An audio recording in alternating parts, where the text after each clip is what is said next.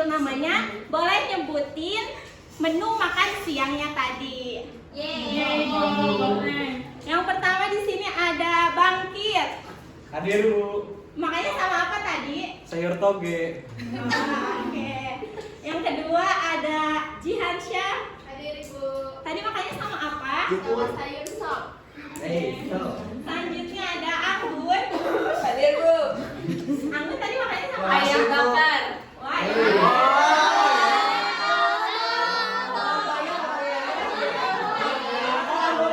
baik anak-anak, berarti di sini alhamdulillah kita hadir semua ya.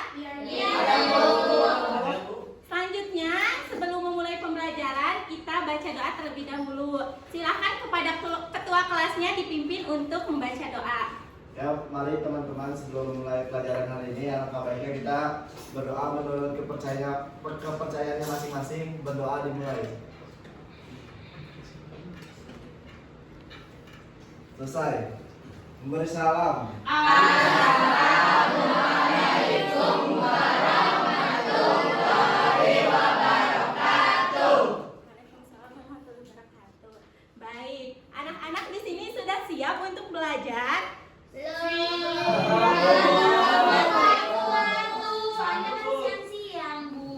Siap gak siap? Harus siap ya.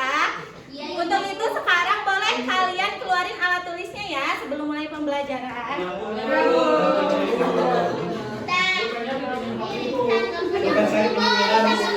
berisik ya.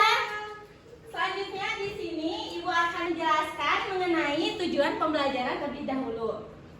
Nah, anak-anak di sini tujuan pembelajarannya yang pertama, siswa mampu memahami proses asal muasal persebaran suku bangsa Indonesia yang menyebabkan terjadinya diaspora. Yang kedua, siswa mampu mengklasifikasikan faktor-faktor pendorong yang melatar belakangi terbentuknya diaspora bangsa Indonesia. Baik, untuk itu sekarang sebelum Ibu memulai pematerian pada hari ini, di sini ada yang masih ingat gak materi yang Ibu sampaikan pada minggu lalu? Lupa Bu. Lupa Bu, soalnya kan liburan kemarin. Gak ada yang ingat satupun? Bangkit, barangkali ingat? Yang saya tahu Ibu cuma penyebaran agama Islam doang Bu di Indonesia. Ya betul, itu materi yang kita bahas pada minggu lalu. Ada yang ingat gak teorinya? Teori apa saja?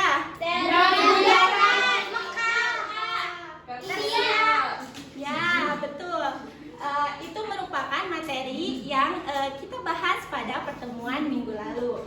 Selanjutnya, pada pertemuan kali ini kita akan membahas mengenai diaspora bangsa Indonesia. Di sini anak-anak mungkin ada yang sudah membaca buku atau mengetahui apa itu diaspora?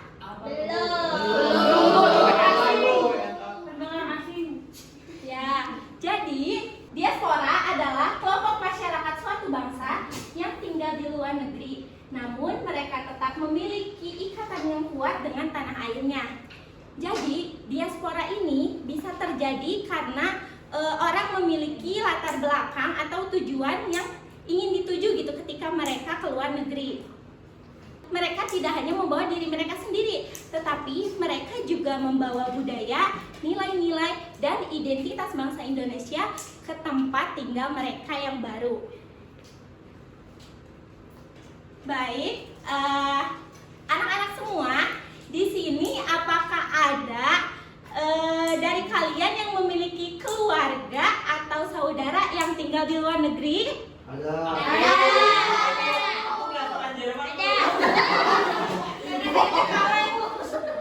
Apakah ada? Ada. Wah, banyak ya yang keluarganya tinggal di luar negeri. Boleh deh, Kaila. Kaila siapa yang di luar negeri? Kakak saya Ibu. Oh, kakaknya di negara mana? Jangan bercanda dulu ya, Egi. Kamu pindah ke depan dulu. Ya, Kaila, kakaknya tinggal di negara mana? Kakakku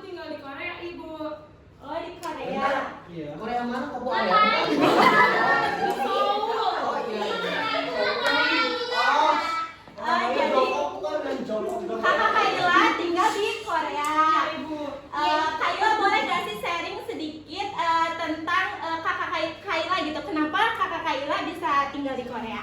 Jadi Bu, waktu pas mau masuk kuliah, dia itu nggak dapat PTN di Indonesia Bu. Terus kita kira kan dia belum daftar kuliah gitu. Ternyata tiba-tiba udah keterima Bu di universitas di Korea. Makanya dia pindah, terus sekarang setelah lulus pun udah kerja di sana Bu. Gitu. Kakaknya pinter. Ya, adanya juga pintar. Wah, keren banget ya kakaknya Kayla. Semoga Kayla bisa nyusul ya ke sana. Makasih. Iya. Jadi anak-anak, dari cerita yang Kayla sampaikan tadi, itu bisa menjadi salah satu contoh dari diaspora Indonesia. Boleh next? Gitu ya. Selanjutnya di sini ada sejarah nenek moyang diaspora Indonesia. Anak-anak di sini ada yang pernah mendengar gak lagu Nenek Moyangku Seorang Pelaut? Pernah. Setelah mendengar lagu itu, menurut kalian itu lagu benar atau tidak? Benar. Neneknya Neneknya mana?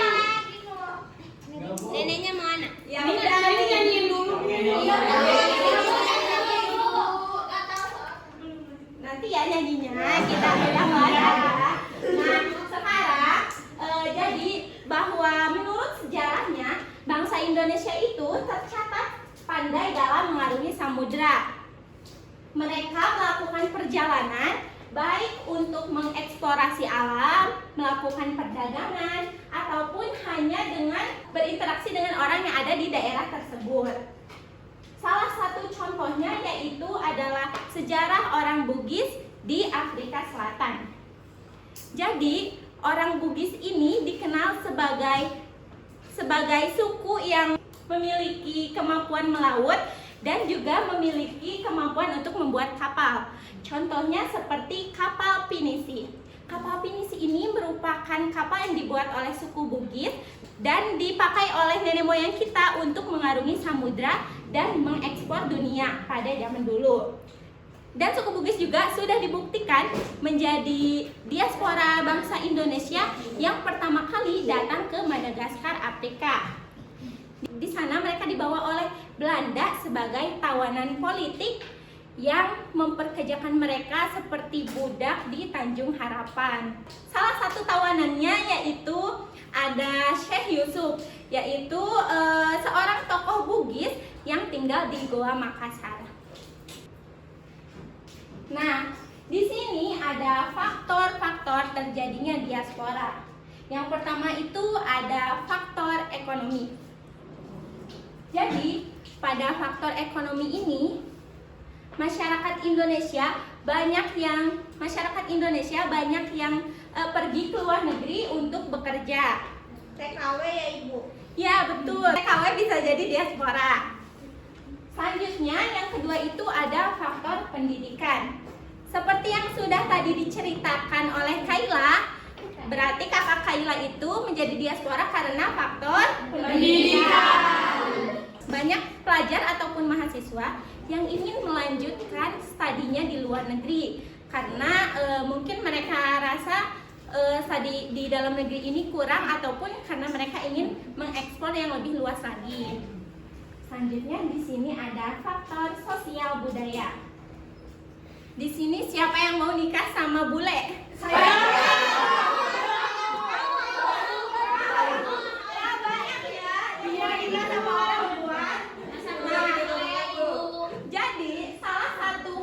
Sosial budaya yaitu dengan warga negara Indonesia menikah dengan warga negara asing seperti itu. Yang keempat yaitu faktor politik.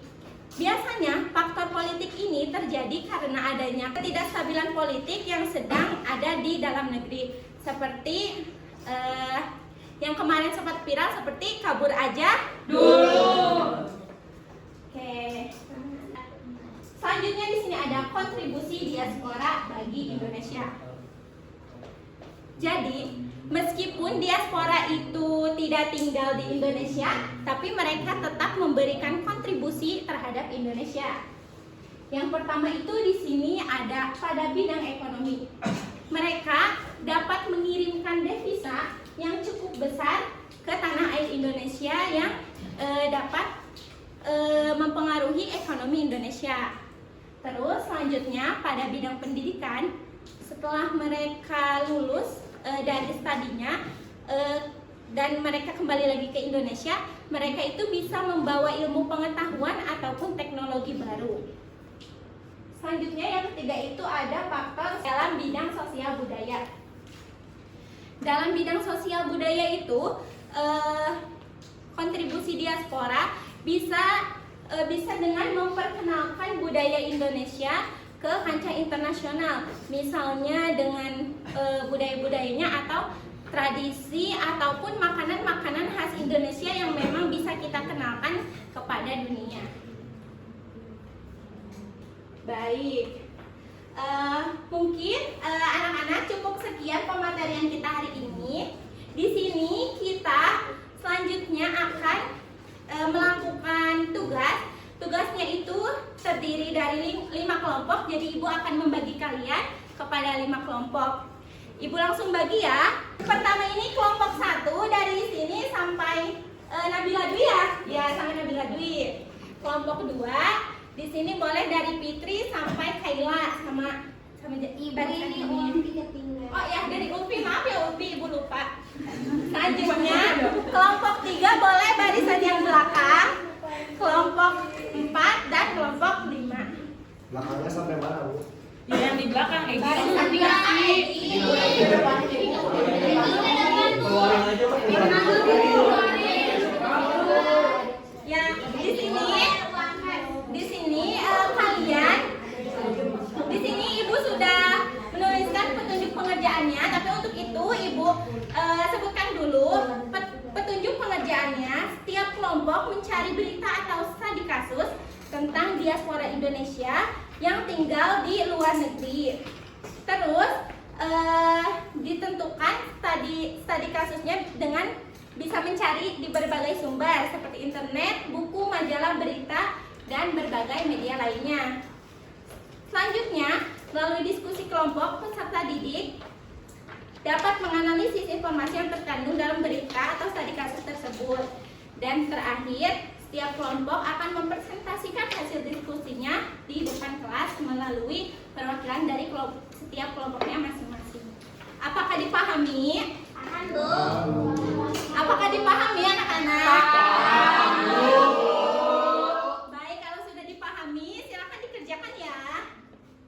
Buat PR aja lah Bu, buat PR aja.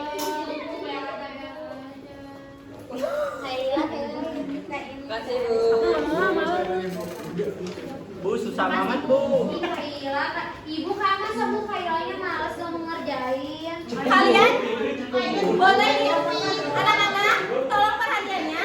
Boleh kalian kerjakan dengan mengkondisikan dulu bangkunya sesuai dengan kelompoknya masing-masing.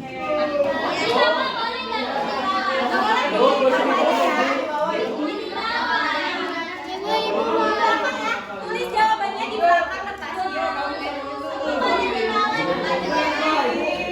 Gak usah, ini aja muter aja ke sini ya. Ayo kelompok yang belakang boleh nyatu dulu. Bu, susah banget Bu. Jangan susah-susah lah Bu. Ibu boleh kita ya Bu. Iya, boleh. Gong itu Bu, Reno ngapain itu? Baik anak-anak, silakan kerjakan ya. Kerjakan ya kelompok. Ih, susah mah, Umi.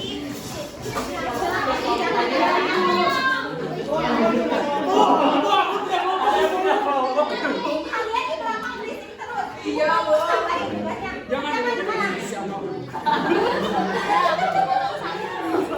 kerjakan ya. Dia nggak berani. Ibu dia.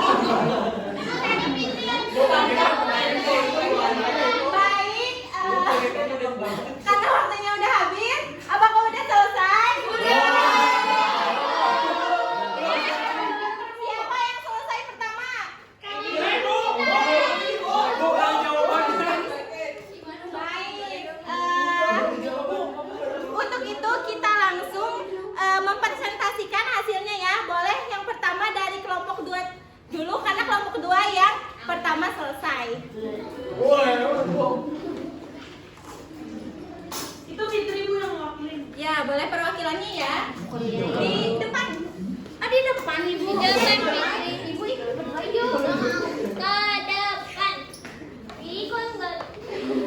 Apa sih Bibi? Ibu perkenalan dulu. Ya, kamu ya. Perkenalin. Udah kenal? Ibu udah gitu.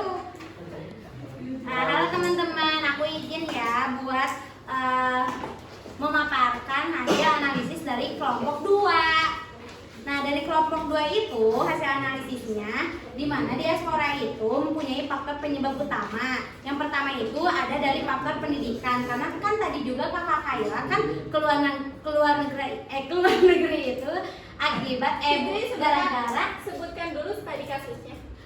studi kasusnya tentang lebaran di luar negeri menjalin hati dengan Indonesia gitu. Nah, dari hasil analisisnya itu faktor penyebab utamanya itu dari pendidikan, terus juga pekerjaan, terus yang ketiga itu dari pernikahan. Nah, selain itu diaspora juga pasti mempunyai tantangan, di mana tantangannya tuh karena kan jauh ya dari Indonesia ke luar negeri itu. Jadi tantangannya itu adanya kerinduan akan tanah air, apalagi saat momen lebaran Ibu. Nah, terus yang selanjutnya itu diaspora itu pasti mempunyai kontribusi terhadap Indonesia karena kan kalau misalnya kita ke luar negeri terus mempunyai teman di luar negeri itu pasti bakal berbagi pengalaman, berbagi ide yang ada di Indonesia. Jadi bisa mempromosikan budaya Indonesia kepada masyarakat internasional. Gitu Ibu dari kelompok 2. Terima kasih. Baik, terima kasih kepada kelompok 2 yang telah mempresentasikan hasil diskusinya. Nah, alhamdulillah anak-anak kita sudah selesai, semua kelompok sudah selesai mempresentasikan hasilnya. Di sini pada penghujung pertemuan kali ini, apakah ada yang bisa menyimpulkan dari seluruh materi yang telah tadi disampaikan? Aku. Boleh Nabila Putri silakan. Ibu kok tadi cewek mulu yang depannya? Aku kasih lah. Ibu pakai Kenapa Wildan? cewek mulu kata Wildan tidak pernah laki tadi mau main. Beda tahu, beda. Oh, ini cewek mulu yang soalnya kan tadi mereka yang duluan angkat tangan. Kenapa kalian di belakang ngobrol terus? Lain kali nggak boleh gitu ya, Egi. Ya, baik. Semuanya harap tenang. Silakan Nabila untuk menyimpulkan dari materi. Berdiri, Bu. Iya, berdiri. Rokok. Itu jahat. Gue gini tuh lakban mulutnya tuh. Ya, Ibu. Egi pindah ke depan ya, nanti habis pelajaran ibu pelajaran siapa nanti? Ibu Suci. Oh ya, Egi nanti pindah ke depan, di belakang ngobrol terus.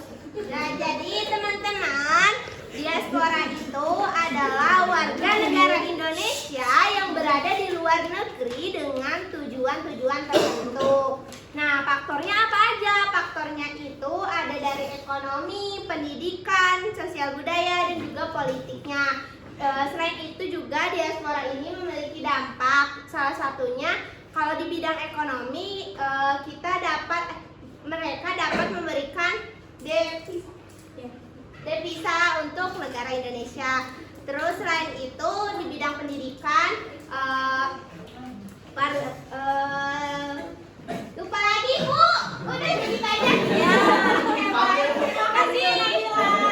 Ya benar yang tadi disampaikan oleh Nabila itu memang benar. Nah, selanjutnya di sini kita dapat simpulkan bahwa diaspora bangsa Indonesia ini adalah aset bangsa yang sangat berharga. Mereka merupakan jembatan antara Indonesia dengan dunia. Untuk itu, mari kita dukung dan apresiasi peran diaspora Indonesia dalam memajukan bangsa Indonesia. Baik, setelah itu, alhamdulillah pembelajaran kita telah selesai.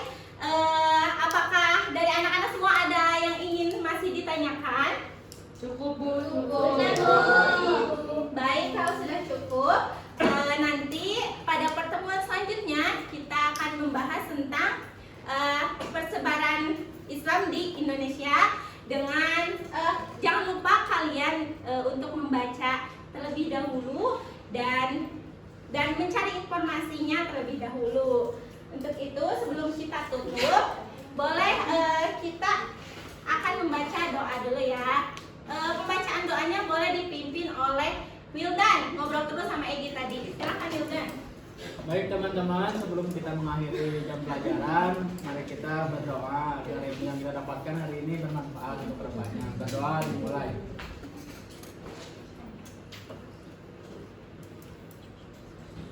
Berdoa selesai. Bari salam.